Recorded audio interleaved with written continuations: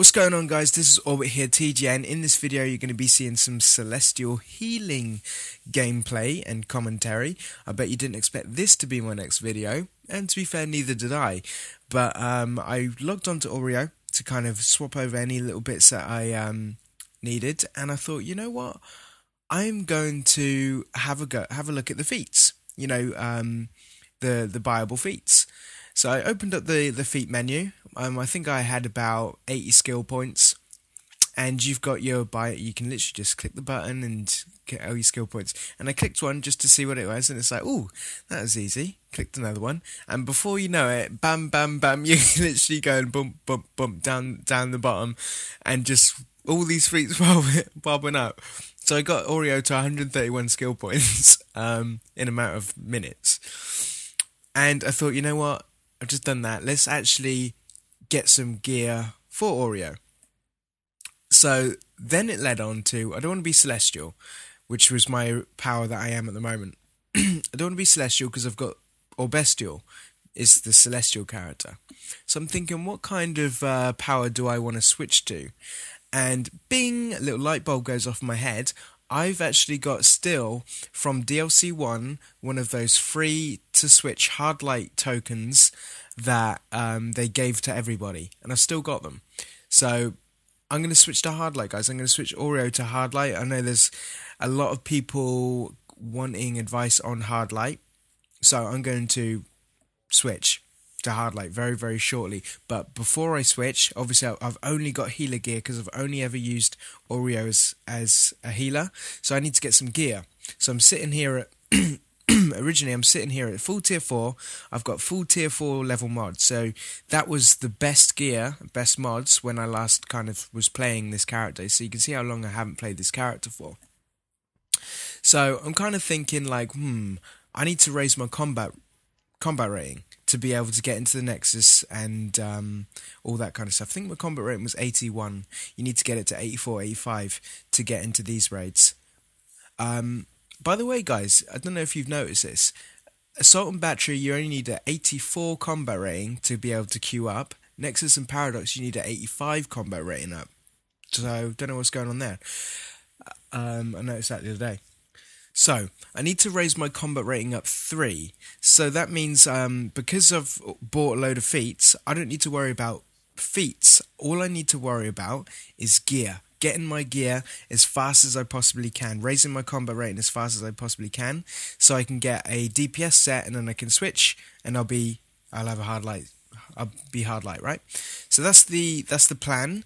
I don't recommend doing this for your main, because you'll miss out skill points, you'll be missing a lot of stuff. But because I've got 131 skill points, I'm planning on adding more, and just by buying them, getting the gear up was just the first thing that came to my head. So, ideas, what have we got? Well, to do it properly, you'd need to kind of get a few bits of Runes of the Norseman, mod everything and that kind of stuff, and then go into the tier 5 alerts, get the green gear, then into Nexus, and that takes too long. We need some combat rating up now. So what I actually did is I went onto Orbit, and I got Orbit to buy 8 of the cheapest expert mods possible, and that was dominant. It happened to be dominance and health. So I had 8 dominance and health experts. Bam, bought them, put them in the shared bank, logged back onto Oreo, and I put all of that, all of those mods into my healer gear.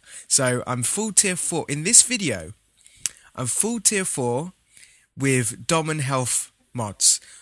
Obviously my white sockets have run out, because I haven't been on this character for ages, and we jump into the deep end with solo healing, assault and battery, which I was a little bit nervous about. It's funny actually, because you'll see in the video that the DPS gear from this raid puts my restoration up, puts everything up. Trash drops was putting my combat rating up. Was everything was green on the shitty green trash drops.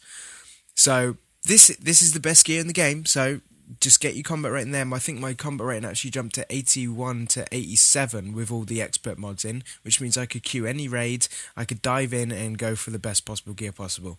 Best possible gear, you know what I'm saying.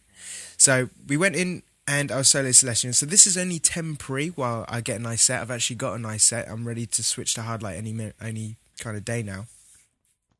I'll be doing guides on that. But in this video we are looking at Celestial. So we've got my Celestial loadout, which I did a loadout on previously. I put that in the description actually, in case you haven't done that. So it's all about combos and that kind of stuff. I found it quite, once you know the combos, it's all right. Okay, you know what you're doing. And I was lucky. I was just in the dummies. I was just going from left to right, left to right, left to right, making sure that I know all the combos and stuff. And yeah, well, we seem to do not too bad. And I actually got to the point where, you know, I'm quite enjoying doing this healing stuff with Celestial. Do I want to go to hard light? Yeah, I kind of do still.